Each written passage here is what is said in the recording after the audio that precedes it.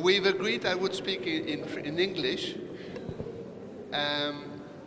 I would like to say how happy I'm here. I feel humbled to have to deal with such an important... Do you hear me now?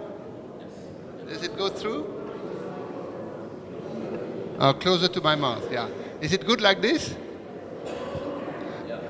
Actually, I can't see anything myself because it's a big light.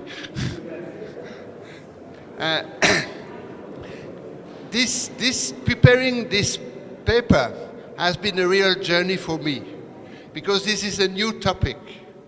There's hardly anything written on this as such so far. There has been those two recent books of Preaching Justice and the book published by Father John O'Mills a few years ago on Justice and Peace in the Dominican Order. But that's very little. So I ask you forgiveness and your patience. This is work in progress. The challenge is to cover 800 years of activity of the Dominican Order in all its branches in 45 minutes. But it's another challenge, and I would like to explain now, is that the topic is far from being obvious. I will try to show the role of human rights in the history of the Dominican Order over 800 years. The problem is that what we talk about, the concept of human rights is modern. Even Francisco de Vitoria has been mentioned several times and used to be here. He didn't speak the language we speak today. Even if he contributed to where we are now, he didn't speak that language. So my role as an historian will be to try to unpack that complex history of how ideas and practices come around over time. Another problem at the beginning is that this concept of human rights primarily and in a very broad way is a secular concept, and we are here as a religious order. So in a certain way one could say am I doing something artificial, like putting something together which does not fit very well, by saying there's a history of human rights in the these human rights as a component of the history of the Dominican Order. As this slide shows, the modern concept of human rights conventionally goes back to Locke at the end of the 17th century. And then the founding text, the United Constitution, the Declaration of Independence is 1776, the French Déclaration des droits de l'homme et du citoyen, and more importantly, in 1948, the Universal Declaration of Human Rights. All those texts are secular. And the most important human rights organizations are not church organizations, but secular organizations. And just to give you an example on how we should position ourselves when we deal with this topic, an important book was published recently by an author called Neyer, about 2-3 years ago, History of Human Rights. There's hardly anything on churches and Christianity in that book. So, do we have something to talk about? I'll claim that at least some responses can be given, even if obviously in a clear way we cannot say there has been human rights in the history of the Dominican Order. There are some elements of responses, and I see 4 of them, and the first 3 will give you the structure of my paper. The first is that the most important text today to speak about human rights is the Universal Declaration of Human Rights in 1948, just after the Second World War. Well, it is very interesting to know, I don't know if you knew that before, I discovered that myself, that actually there is a sort of indirect way a Dominican presence in this very important document. In which way? Well, because one of those who contributed to the preparatory work, Jacques Maritain, was not a Dominican himself, but he had close links with the Dominicans and he was a Thomist. He played a crucial role in shaping this document, which has an impact up to this day. I will come to that in a moment. So even if we take the most recent statement on human rights, we could see that somehow there's a Dominican influence into it. Secondly, and that will take a good part of my paper in the few next minutes, is that if the concept of human rights that we use today is modern, and by the way, I should also make it clear there's not one concept of human rights. There's a debate about what human rights mean today. I just simplify by saying the modern concept of human rights, but I hope you will keep that in mind. But be as it may, I will try to show that the modern concept of human rights has a prehistory. In other words, in the early centuries, our ancestors didn't speak the way we speak today. They didn't think the way we think today.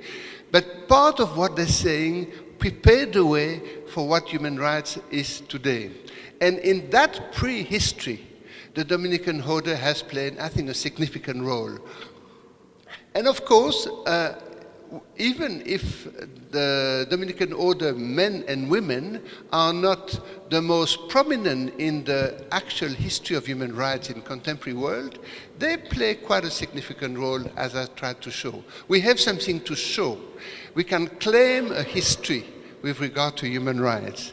Lastly, although I will not talk so much about it because it's not my topic, it's important to note that the Catholic Church at a certain moment endorsed the ideals of human rights. And I would like to highlight particularly Pacem in Terris in 1963, which actually owed something to Jacques Maritain, who himself, as a Thomist, a certain type of Thomist, played a role in the drafting of the Universal Declaration of Human Rights. So there'll be three parts in my paper. A short one, I'll talk about Jacques Maritain. A much longer one when I talk about the prehistory of the concept and the practice of human rights as is it today. And the third part, which will be the longest, on a certain number of achievements over time. Jacques Maritain is, as I said, he was a layperson, and in a certain way it's good here because we have many lay Dominicans in this assembly. So he was a lay person, and one of the best specialists of Thomas in the first half, and he died in the 1960s, and the first two-thirds of the century. And he started as a sort of conservative type of Thomist, and politically also conservative, close to the Action Française, which is a right-wing movement. But he changed, and it's quite significant for our topic that during the Second World War, while he was in the United States as an exile, he wrote a book called Les droits de l'homme et la loi naturelle, Human Rights and Natural Law. Then that's the reason why he was called to be a member of the, let me take here, it will be easier for me to follow from here. He became a member of the Committee on the Philosophical Principles of the Right of Man. Let me explain what happened at that time. It was after the Second World War, horrible things happened, especially the Holocaust, which people started to understand. And it was an historical moment where people say we must, as a human species, as a human community, make a statement that there are some limits we should not go beyond. We need to establish some principle of what we as a human group should do and not do. So in that endeavor, the challenge was to find something really universal, a language and goals which everybody on earth should accept. It was a big challenge because it has never been done before. And And Maritain was part of an initial committee meeting in Paris in 1947, this committee, which tried to see if this project was feasible. And eventually it was. I won't speak too much about it, but the important thing to understand that he came with the idea of linking rights and dignity, human dignity. And what I've discovered by looking at this topic, the previous document, for instance, the American Declaration of Independence or the French Declaration of Droits de l'Homme et du Citoyen, did not use the word dignity. No, the word dignity, which is part of the Catholic vocabulary, and Thomas Aquinas using it, eventually found its way into the Universal Declaration of Human Rights, and we can give credit to Maritain for that.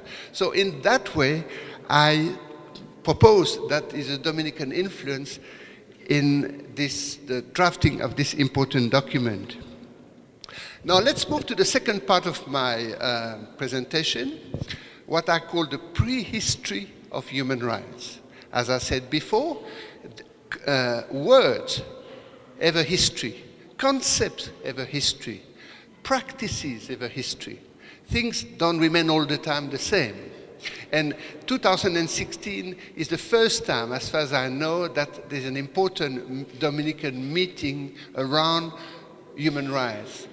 It's because it's possible today in 2016. It would not have been possible 50 years ago, even less 200 years ago, or even more less so 800 years ago. So that's what I'll try to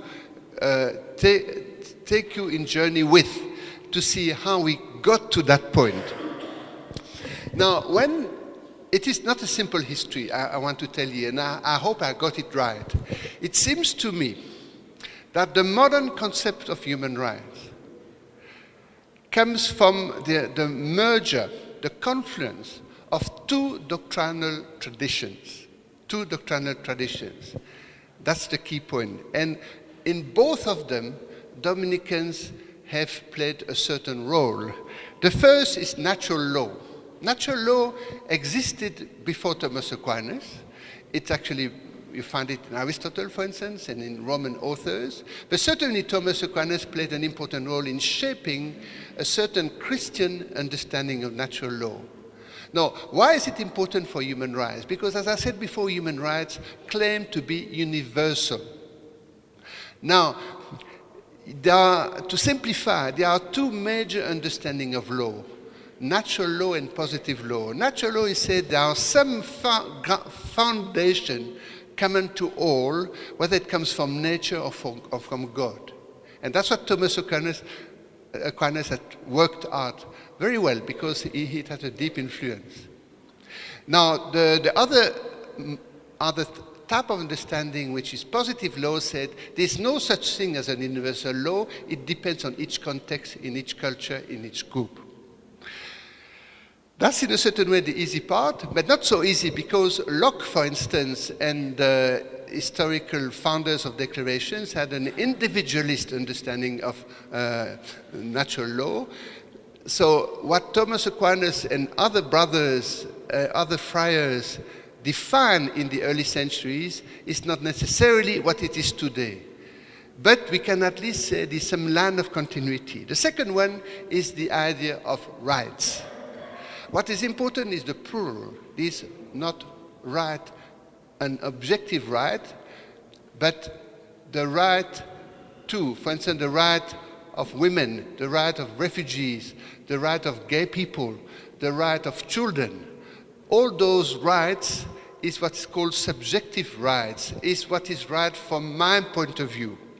Now, that idea of rights, of subjective rights, came slowly over time. There are some signs of it among the Romans and the canon lawyers in the 12th century. There's an author called Brian Tierney who wrote about it. But really, it started to gel here in Salamanca in the 16th century, also in Holland a bit later with Grotius in the 17th century, and there's been a slow development. That's where the Dominicans played a role in this idea of subjective rights as opposed to objective right. Now, without this concept of subjective rights, we could not speak of human rights at all. It's very important. So what historians are looking at is the evolution of the thinking around subjective rights. And as I shall show, Vittoria, Soto, and many others, they use this idea of subjective rights to the Indians, to indigenous people in the New World, which was also very creative. So I won't go too much about this. I just would like to leave you with the knowledge that on Thomas Aquinas and human rights, there is a debate today. I'm not a specialist of Thomas Aquinas at all. What I'm telling you is second-hand. I try to look around in the literature. All I can say is that some authors, and I quote one called Michel Villet, say, no ways, there's nothing like human rights in Thomas Aquinas, because it's only objective right, not subjective rights, and of course, no human rights. It's modern, individualistic, and Thomas was not modern, not towards the right of the individual.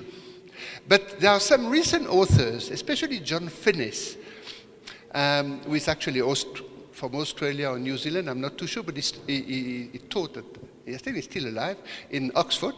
And he wrote a very important book recently where he claims that in a certain way Thomas anticipates the idea of human rights. And another American this time, Anthony Liska, speaks along the same line. The idea is that the emphasis on the dignity common to all humans prepares the way for human rights. But certainly Thomas did not develop a concept of human rights, that's for sure. Now I will start an historical journey with you. There will be gaps. I cannot cover everything. And also I think there are periods in time, periods in history, where, well, there's not much to say. But also, I would like to make that point, the history of the Dominican order, I think, is not well described, not well documented. We're in one of those who have not done much work to this point about our history. And the only comprehensive history of the order is more than 100 years old, is by Mortier. And we have monographs. The best, I think, is our brothers from Latin America. I think they are the best in developing an historiography. So what I'm doing now is based on bits and pieces I've collected in various ways. But nevertheless, you'll see there is a development. Even if the history I'm tracing here is incomplete, it says something. There's a message which I'll try to summarize at the end. An important moment in that history before the 16th century is the story of Antoninus of Florence. Yes, I would almost need an assistant, actually. I forget to so I will say a moment on Antoninus of Florence. He was a remarkable man, amazing. He was a Dominican. He was part of the reform movement within the order in the 15th century, which is in itself is a whole story. He was the Archbishop of Florence. He lived in poverty. He was like a sort of prophet in his time, challenging some what we call corruption today. And he was a very brilliant moral theologian, and that's significant. He took the pain to study the economic system in Florence at the time in the textile industry. He was not only talking about big ideas and high in the clouds, he looked at the nitty-gritties of the economic system at his time from a moral point of view. That in itself is actually interesting.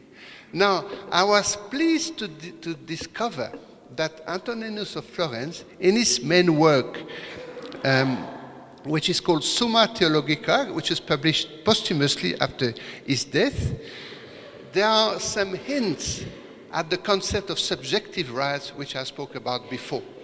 He did not define it properly, but even Vittoria didn't. But he says more about it than Thomas Aquinas, for instance. You see the development of a notion of subjective rights, which, as I said before, is the condition for a theory of human rights. And if some of you are interested, the author who unpacked that is Annabel Brett, an American scholar who worked on the history of human rights in the Thomist tradition. Now I come to one of the important moments of my paper, of this historical journey, is Salamanca and the New World. There's a lot to say about it, and once again I would like to emphasize I'm not a specialist, I work on second-hand literature. Thanks, yeah.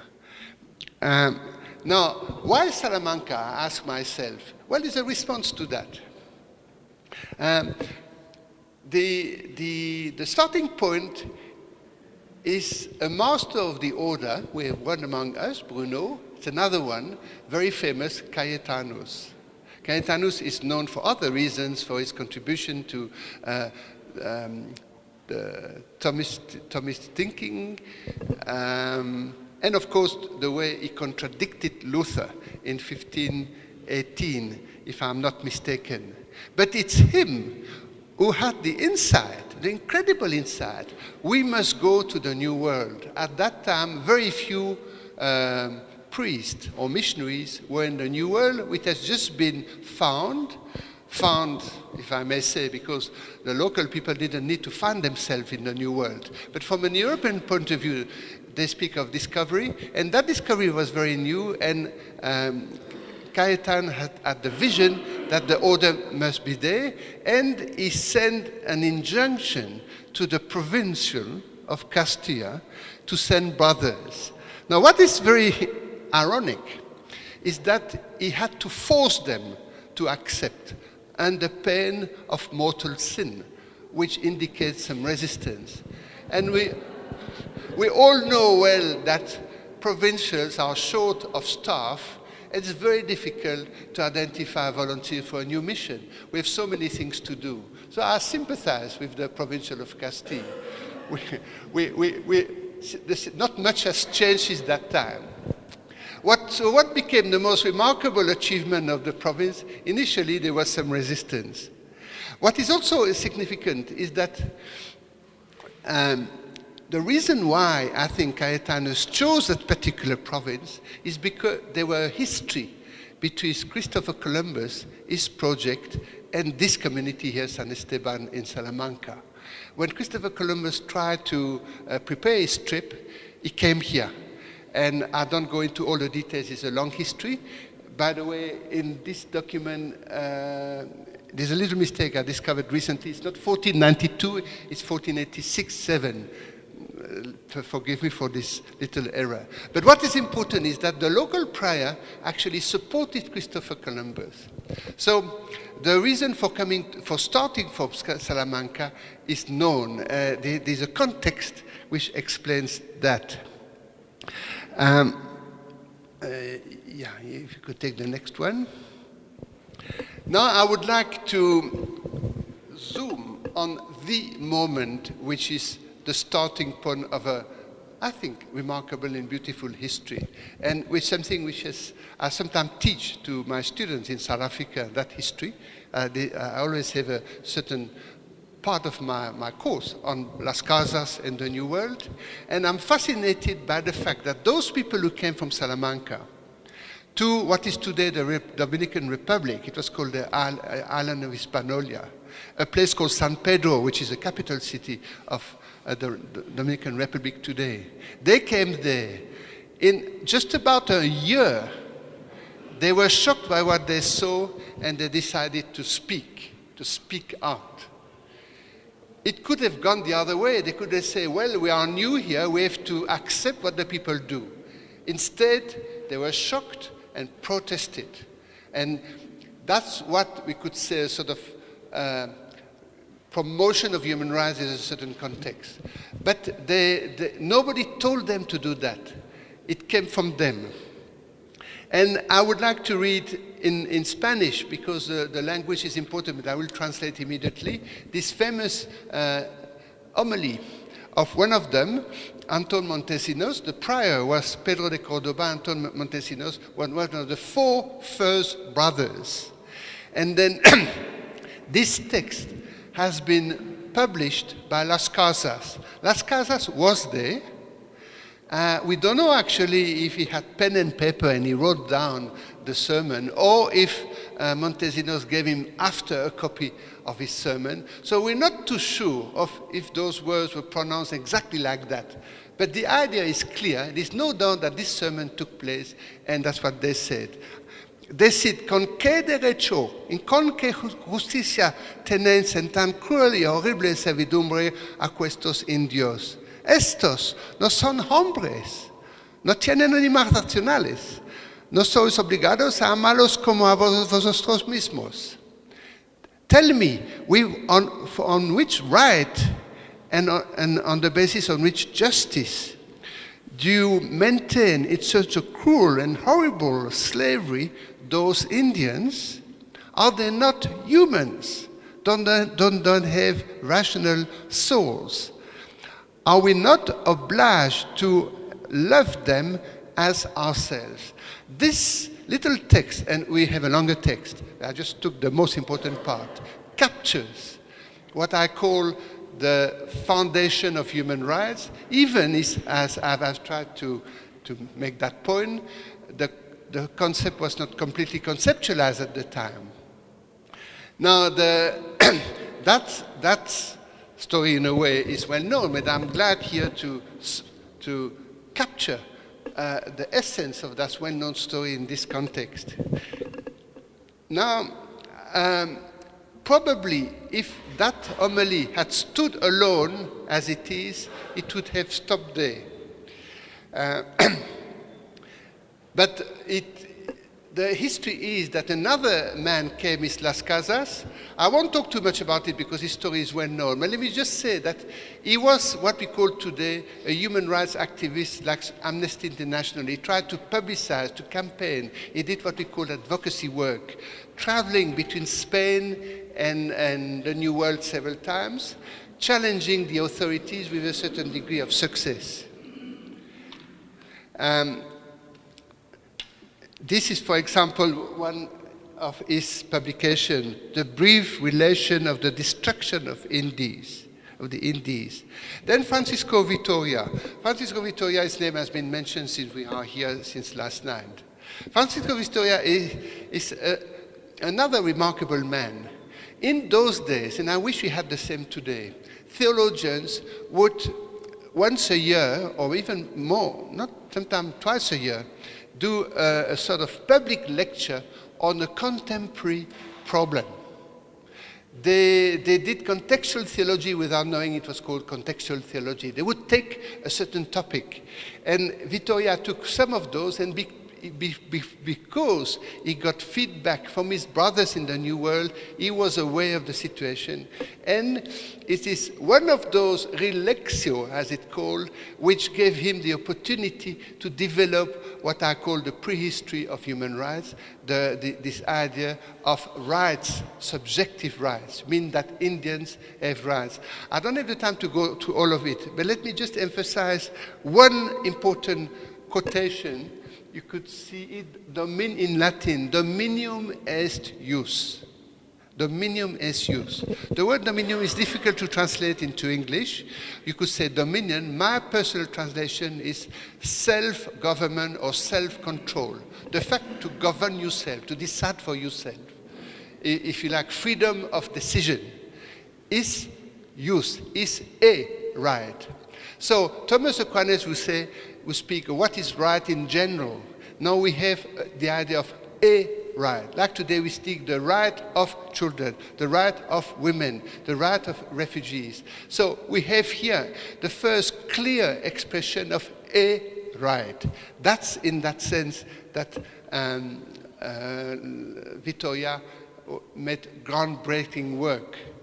What he didn't do is to theorize that concept of right, but he used it, and in that particular context of the Indians. And that was changed the whole story, because now there was a certain language to to deal with the problem of how human beings were mistreated badly. Now, I don't have time to talk too much about another one who is equally famous, Domingo de Sotos. He was a disciple of Vitoria. He also taught theology here. First, he was the assistant to Vitoria, then he was a theologian in his own right. And his work has contributed to the development of that notion. He was not quite as sharp as Vitoria, and on a certain issue, he compromised. He was the confessor of Emperor Charles V, and for instance, on the issue of the use of violence to convert, there was some difference between him on one side and Las Casas and Vitoria on the other one. So the Dominicans did not necessarily speak with one voice, which is normal. We never do. Well, there were little differences in those times. But what is important is that Vitoria was part of a school. He was not a loner. He was part of a group. And apart from Soto, there are quite a few others as well I did mention. And I could say, what is called, especially speak of the second scholastic. And by the way, it was not only in Spain, also in Portugal, not only Dominicans, there were Jesuits as well, like Suarez, part of this movement. But certainly Vitoria and Soto play a key role in that story. Let me move now. I would not you to believe that all the friars agreed on that. Not everybody was Montesinos or Las Casas or Vitoria. And it's interesting to know when Montesinos and Pedro de Cordoba challenged the encomenderos, which means the people who actually, an encomienda system is the fact of you receive a piece of land, you do what you like on condition that you convert people. It was a recipe for human rights abuse because people said, okay, I just bless them and I do what they like. Forced labor, I can even kill them, I can rape them. As long as they are baptized, I'm fine. So this sort of, I summarize this. Now, on the ground, the friars in those different parts of the New World, I think we can say, in fairness, that they all were shocked when it was too brutal, too cruel. They had a good human response. But at the same time, there was a sort of pragmatism. They didn't want to rock the boat. And the provincial, for instance, his name is, what's his name? Betanzos, yeah, I've got... No, I was looking for another one. Doesn't matter. Yeah, the provincial of Castilla. I don't have his name here. And then Betanzos, the provincial of Mexico, he also could not help to have a negative view of the Indians. So don't think that everybody was like Montesinos de Las Casas. That would be unfair to history. That's the point I wanted to make. Then, to illustrate that, I would like to take the example of New Granada, which is Colombia today, because a lot of good work has been done, particularly an historian called Plata who was trained in Belgium, and I recommend his thesis, which came out recently. It's fortunately available on the internet. Well, that's an example of the strengths and weaknesses of the friars in the domain of human rights. Because you have the best, Luis Bertrand, who is recognized as a saint, and he, on the advice of Las Casas, he was in touch with Las Casas, he decided to go back to Spain rather than to give absolution to the encomenderos, which is quite remarkable as a statement. And you have De Lugo, who spent all his life to study the language of the indigenous people. But others were quite more dismissive of the Indian people, and for the daily operations of it was not called parishes, it was called doctrinas.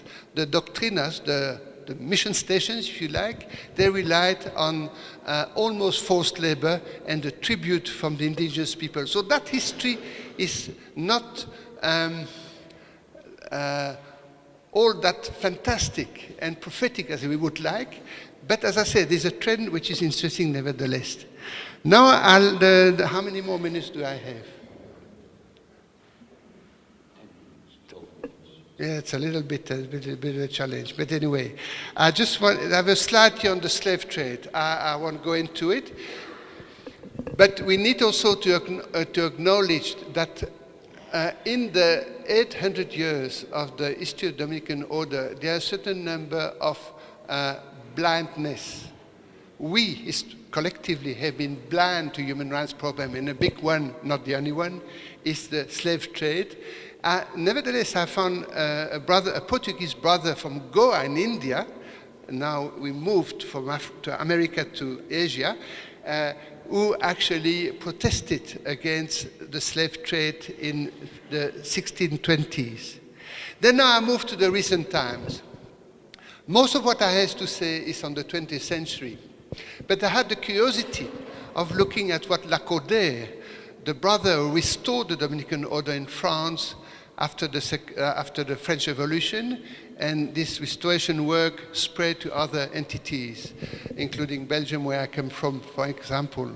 Well, it's very interesting. Lacordaire cannot be described as a human rights campaigner.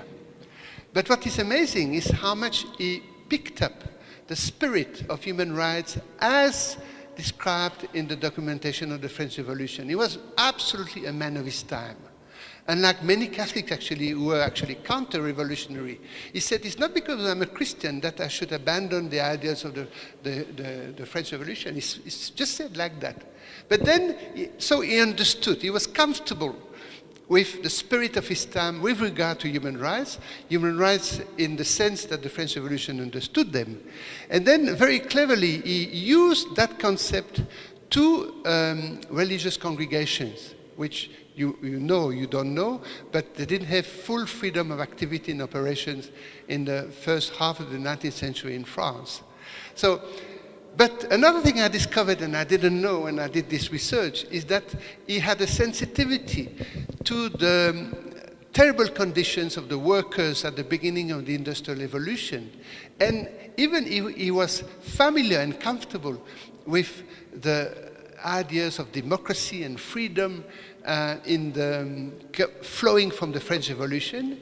He was able to criticize them from inside and seeing the danger of what we call today neoliberalism. It was not neo, it was just liberalism. And there's a famous sermon in 1848 where he says we need to protect workers in the context of a discussion on Sunday work. So Lacordaire as part of that history.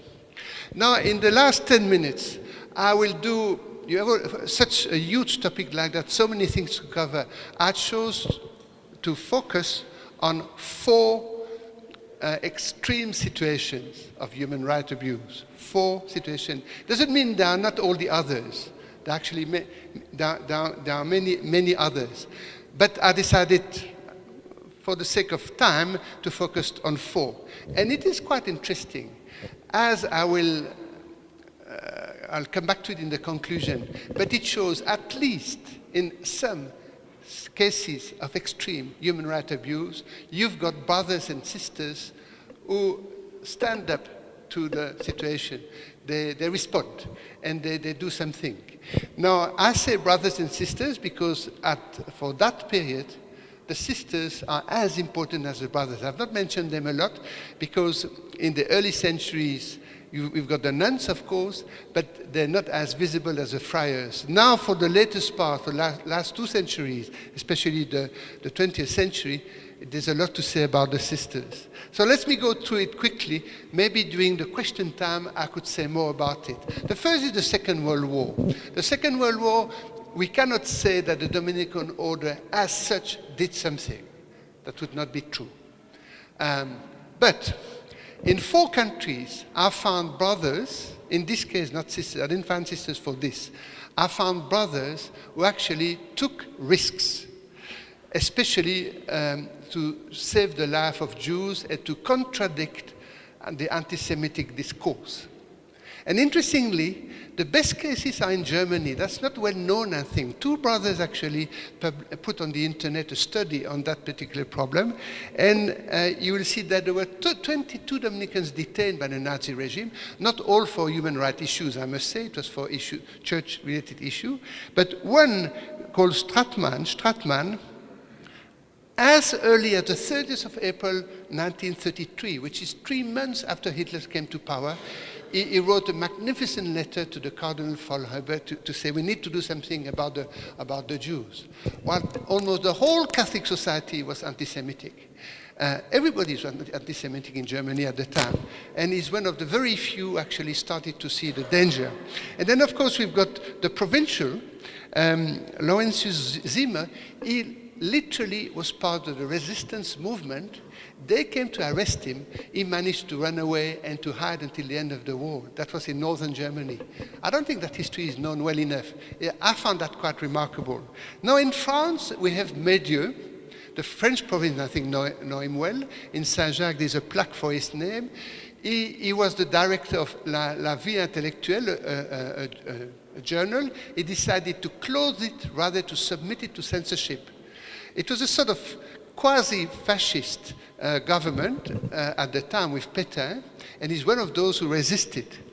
And then we have a brother called Morelli, who accompanied the people who went on to the workers who were forced to work in Germany, was caught and spent about a year and a half in Dachau when the concentration camps. He survived and even wrote a book about it. And later he went to Mexico and he applied the same sort of attitude in the context of liberation theology.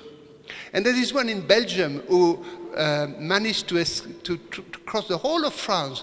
I think in Spain, he ended up in London and started to join the Belgian government in exile in London. And then in the Netherlands, I also found two names. So, and I'm sure there are more than that, but it shows that there's something to say. Now, I come to the second case study. My time is a bit short. In my opinion, it's probably the most striking when you have a group, a province, brothers and sisters, especially in Amazonia, who actually face up to the challenge.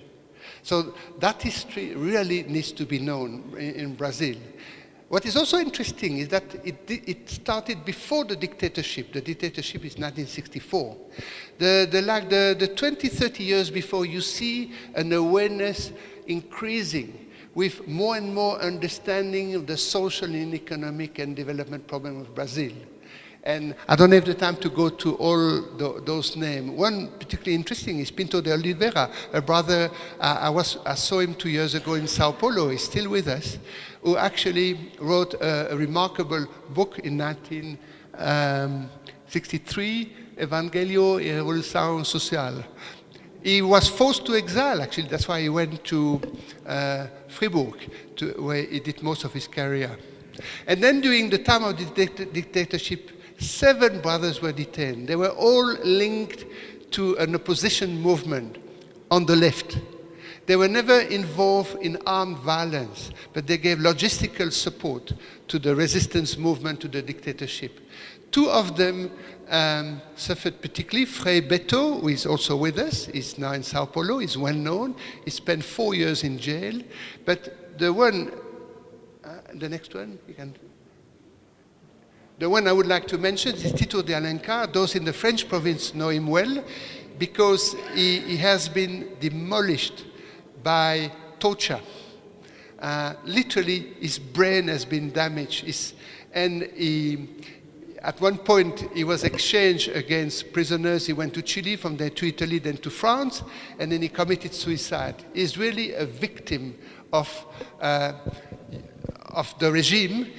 As a he was a student. He was, if I'm not mistaken, he was not yet he was simply professor. I'm not even sure he was solemnly professor. I'm not sure. But Tito de Alencar is a symbol of a Dominican who actually tried to resist the human rights abuse in his time. And then go back, if you don't mind. Yeah, back. And then I don't have the time to go through it, but I think it's well known, is the brothers and sisters in the Amazon who tried to do something about the landless people, sometimes with great dangers, because they were hitmen who tried to assassinate those voices who spoke on behalf of the landless people. Let's move now. Then I'm close to the end of my paper. I will talk now about South Africa, the part of the world I live now, and I've become South African, so this is my home. South Africa has also an interesting history. Like the others, it came slowly, And like the others, it has been communal. It has been a group effort. And it's not as dramatic as Brazil, but nevertheless significant. I don't have the time to go through it. But already in the 40s and 50s, some brothers start to respond to apartheid. But it's mostly in the 60s and 70s and 80s that in bigger number, Dominicans, like all Christians, all churches, and of course non-Christians, Jews and Muslims, but there has been a strong civil movement in South Africa. But one can say that the brothers and the sisters particularly, because the sisters defied the law by opening their schools, and it worked. They forced the government to change its policy on schools, on apartheid in schools. So that is, and we all know the name of Albert Nolan because he's been elected as the Master General in 1983 and he declined. So wherever I go in the world, people ask me about Albert Nolan. Albert Nolan is important because he's the one who managed to combine action and theory and in theological work. So this combination between the two is very present in the work of Albert Nolan, and so many of his brothers, including myself, if I went to South Africa, to a certain point, is inspired by Albert Nolan. Let's move now to the next and last. This is his famous book, Jesus Before Christianity, became a bestseller. Interestingly, it's after going to Peru, Chosica, near Lima, in a meeting of the International Federation of Catholic Students, where he met some key people of liberation theology, including Gutierrez, who became a Dominican later, that he wrote this book. So it's a mix between the experience from the ground in South Africa, and it has been cross-fertilized with the experience of a certain number of people from Chile, Bolivia, Peru, during that meeting in 1976, and Brazil. Let's move to the Rwanda now. Sorry, yeah. I come to my fourth case, and unfortunately I have to go quite fast. I hope you will maybe ask more questions later. I look at Rwanda because Rwanda, it's a situation of massive human rights abuse. I don't know if it's you cannot compare what is the worst. There's no scale in the horrible thing that human beings can inflict on others. You cannot say, it's not like a competition who went through the most horrible thing. But I think Rwanda is quite high, and also Burundi, because it's the same story in different ways, but it's one story. So I asked myself, where were the Dominicans? And in this case, there's something to say. It's quite actually, how shall I say, modest. Because in a certain way, that's normal. Who could have done something really effective against those many massacres, and especially the genocide in Rwanda? Nobody did anything. So you would not expect the Dominicans to have turned around the clock and stop it. But what we've seen is that those who came from Europe, or Canada for that matter, from far, and who lived with their brothers or sisters local, when the violence came, many of those just left immediately. Some Dominicans actually did leave immediately, but some stayed. The brothers, they eventually had to go. And I remember very well this time in 1994, we spoke about it. They were sort of forced by the circumstances after 2 or 3 weeks to go to Nairobi and from there to various countries. But now the sisters, especially 3 of them from Belgium, they actually stayed. There's an amazing document I found in a newspaper. The Belgian soldiers went to a difficult terrain to try to rescue Marie-Christine Gribomo, which was about 20 kilometers from Kigali. And she said, sorry, no, I stay. She survived. She's still with us now. And she stayed with the people, and one could say in that particular place, probably the situation would have been worse without the Dominican sisters. Now, another interesting thing in Rwanda, which few people have analyzed so far, is that Rwandan society, like Burundian society, is divided ethnically, as we know. Although things are a bit more complicated, but to say simple, it's Hutus and Tutsis. Interestingly, the Dominican sisters were on both sides. They witnessed massacres on both sides, and they provided care to both groups of population. And our brother Emmanuel, who is here, has documented that, and I really recommend for you to read this chapter in the second volume of Preaching Justice. So we do have something to say. As I said, it's not fantastic. It doesn't blow the headlines, but it shows there's been an attempt to face the situation and to provide support to people in extreme needs. Now I come to the conclusion. I'm more or less on time, yes. I just would like to say that those 4 case studies, or what I call extreme situation, in no way cover the whole history, even if we restrict ourselves to the 20th century. And many of you here, you have a lot to say about your history, men and women, brothers, sisters, and lay people. And I would like here on this slide to mention a few quickly. There are so many others. There's the prison ministry, there's the worker priest, there's economy and humanism, there's the Nobel Prize per peer, there's brothers against and sisters against nuclear weapons, children's rights, women's rights, there's so many. So in no way I claim to cover everything in this paper of 45 minutes. I just want to say that. And also all those who are anonymous, those who do remarkable things and nobody knows about it. It's not documented at all. I would like also to mention that. Having said this, and this is my last slide, if you don't mind going back to the conclusion. Next one. Yeah.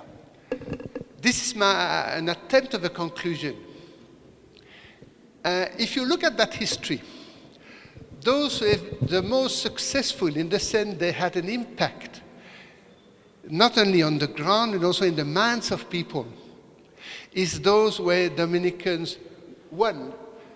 Oh, too bad. Yeah, I know it's back. When is the so-called Salamanca process, which I would like to support here by saying historically is when brothers work in the field or sisters in the field and others doing some intellectual work cooperated. There's a recipe for success in matters of human rights. And secondly, community work. I just quote a few communities which have left a mark in history. San Pedro in the island of Hispaniola, when Montesinos, Pedro de Cordoba and so on were. Salamanca, of course. Perdizes is a community in Sao Paulo during the dictatorship. Springfield, the Dominican sisters in Cape Town who opened their schools first. Mayfair, it's a lower class area in Johannesburg where Alban Nolan and others used to live in the 80s. Biumba, that's where the Dominican sisters were in Rwanda, and there are others. So let's look at those 2 criteria of what I call successful initiatives. Secondly, we must admit that the Dominicans, men or women, have not always been concerned about human rights or social justice for that matter. That would be a lie. We must accept that this idea of a focus, and it's so good to be all of us together here, but has come gradually, and there's a debate about it. And when you look at history, there's more gaps than empty moments. There are gaps. There are human rights abuse that people have been blind to, have ignored. They didn't even look at it. We must accept that. Lastly, nevertheless, it's comforting to know that there's a significant number of brothers and sisters actually faced up to the situation. It's not negligible. It is a history. And I try to put together that history knowing all too well my own limitations. More could be said.